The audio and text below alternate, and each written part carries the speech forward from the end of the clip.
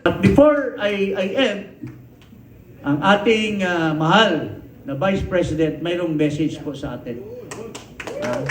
Palabas natin yung message niya.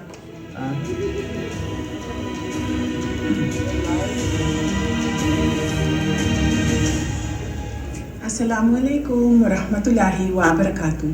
Madayaw, maayo adlaw kaninyong tanan. Magandang araw sa inyong lahat.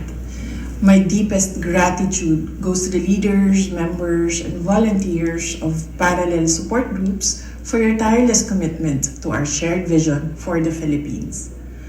Ang lakas ng isang pamumuno ay hindi nasusukat sa mga titulo, kundi sa alab ng puso ng mga taong naniniwala sa ating adhikain. Your initiatives are a vital component of our grassroots movement, transforming hope into action and ensuring that our message of stability and discipline reaches every household from the busiest streets to the farthest reaches of our archipelago. Kinikilala ko ang mga sakripisyong inyong ginagawa gamit ang inyong sariling oras at yaman upang bumuo ng isang mas mulat at nagkakaisang pamayanan. Ang diwang ito ng voluntaryong paglilingkod ang tunay na pundasyon ng isang matatag na bansa. Your dedication fuels my resolve to continue working for a future where every Filipino family is safe, empowered, and self-reliant. Maraming salamat sa inyong paninindigan at tunay na pagmamalasakit sa ating bayan.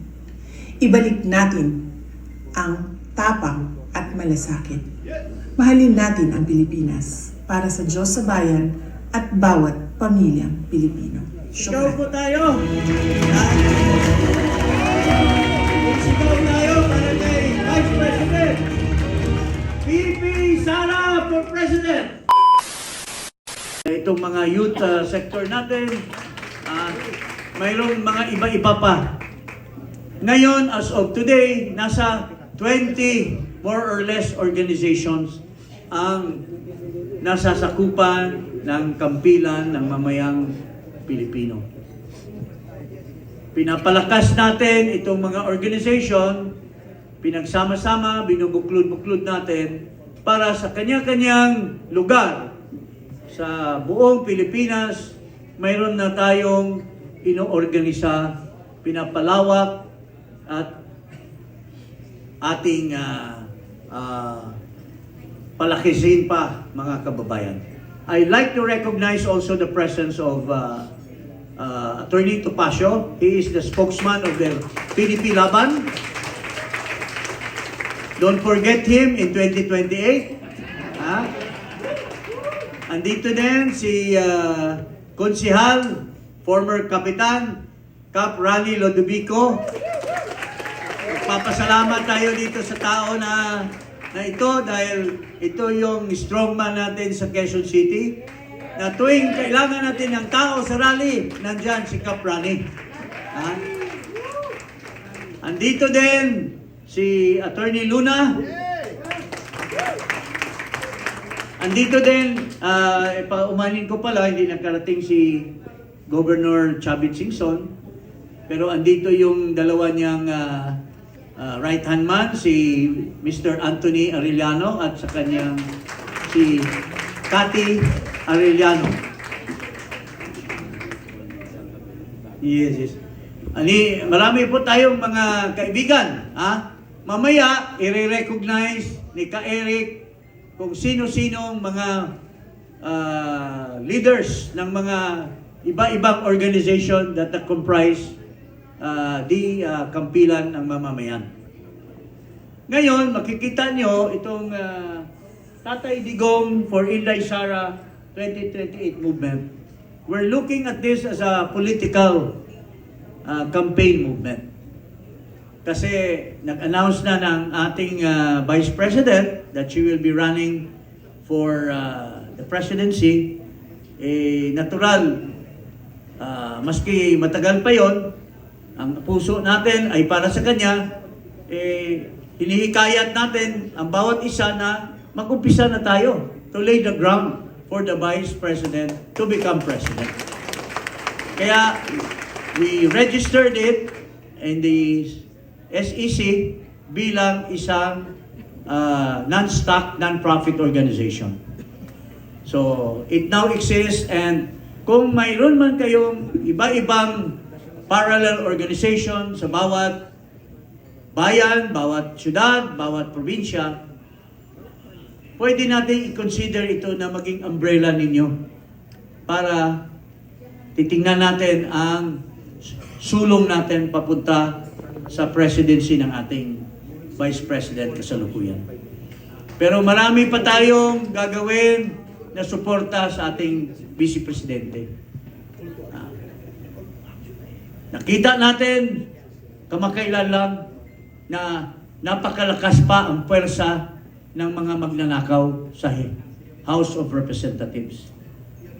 Noong nag-file kami ng impeachment, hindi nila tinanggap. Kami ni Atty. Topacio, Mike Defensor, si Cathy Binag at si Atty.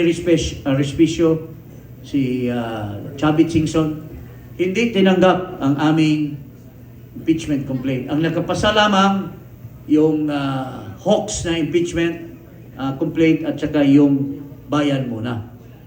Pero tulad ng hindi katulad ng ginawa nila kay VP Sara, yung impeachment against Marcos doon sa determination of substance ay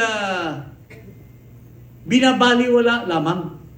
Pero dito sa kay Vice President Sara na mas wala man lang basihan, yung kasama nga nila mismo, si Rufus Rodriguez, Congressman, sinabi niya na yung mga charges na nakikita na pertaining to the office of the Secretary of the Department, hindi dapat kasama sa charges.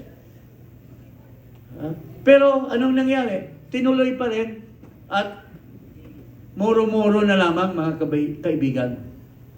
54 ang bumoto, maski hindi nila inalam ng mabuti kung ano talaga yung mga alegasyon.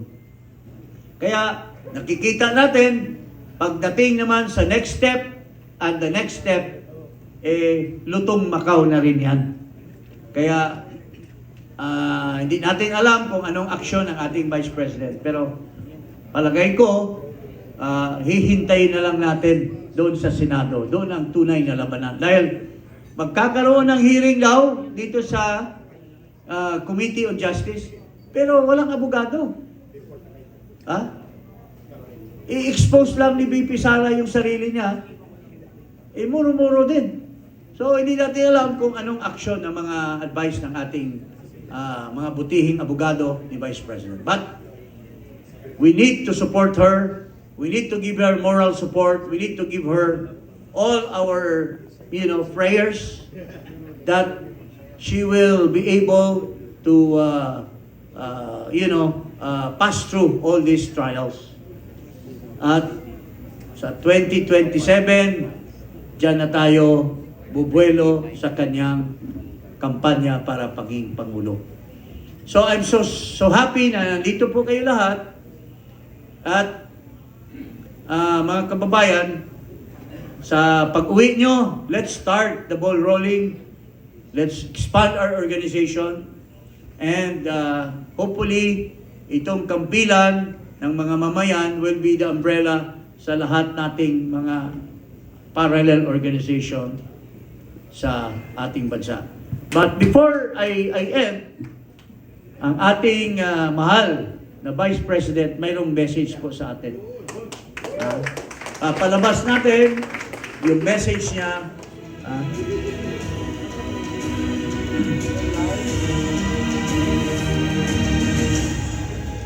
Assalamualaikum warahmatullahi wabarakatuh. Madayaw, maayo adlaw, kaninyong tanan. Magandang araw sa inyong lahat. My deepest gratitude goes to the leaders, members, and volunteers of parallel support groups for your tireless commitment to our shared vision for the Philippines. Ang lakas ng isang pamumuno ay hindi nasusukat sa mga titulo, kundi sa alab ng puso ng mga taong naniniwala sa ating adhikain.